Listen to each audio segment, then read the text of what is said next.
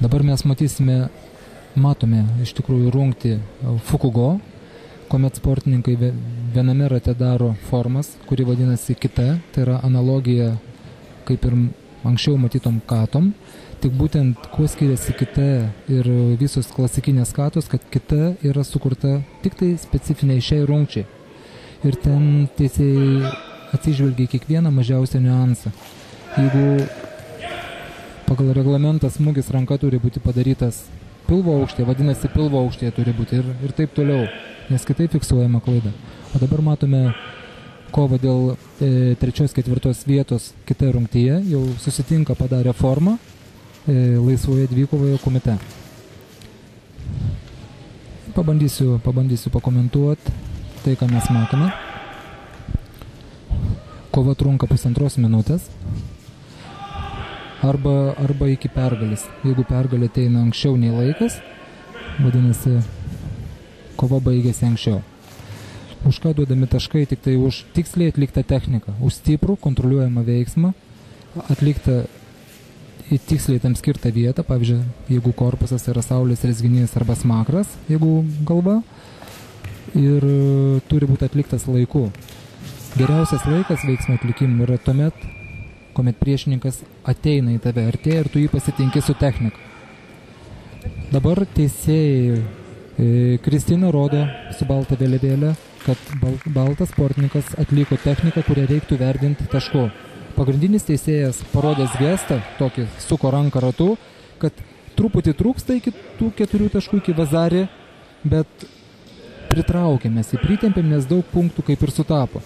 Toks su avansu taškas. Ar tai teisybės buvo? Ir jeigu dar sportininkas tas pats iškovos Vazari, kova iškart baigsis, nes kova vyksta iki 1 ipon, o dabar teisėjai rodo gestą, stumė vėliavėlę nuo savęs, vadinasi, smūgis buvo stiprus, bet jis nebuvo efektyvus, todėl kad vyko stumimas. Sportininkai tik atstumė, o turėjo būti šoko principų paremta technika. Dabar neparuoštas technikos suka vėliavėlės reiškia, kad nelaiku atlikti veiksmai, nepasiruošę sportininkai daro smūgiuoja bet kada, o tai yra savigino jau neefektyvu. Liko 30 sekundžių iki kovos pabaigos, mum gongas skelbė tyliai. Kol kas veda sportininkas baltų diržų.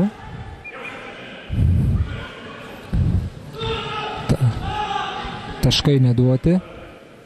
Sportininkam griežtai uždrausta daryti užgriebimus dėl jų pačių saugumo.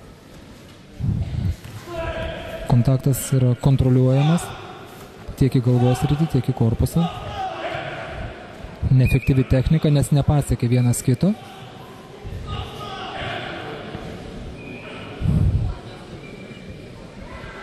Vėlgi teisėjai rodo, kad neefektyvu, ta prasme, netaimingi, nelaiku atlikta. Ir už tai nei baudų, nei taškų niekam neduodama, paprasčiausiai stabdoma kova ir jį pradedama iš naujo. Kova kodėl yra stabdoma?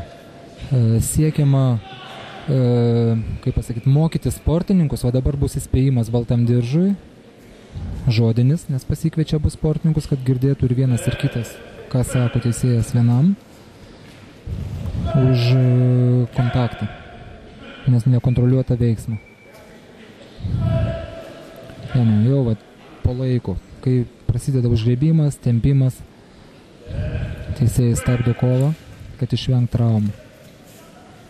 Tai visa kova yra, visa, sakykime, idėja ir filosofija kovos suvesta iki vienos efektyvios technikos. Tikslas yra padaryti vieną techniką, nesvarbu kada, 1 sekundę, 10 ir pabaigti kovą anksčiau laiko.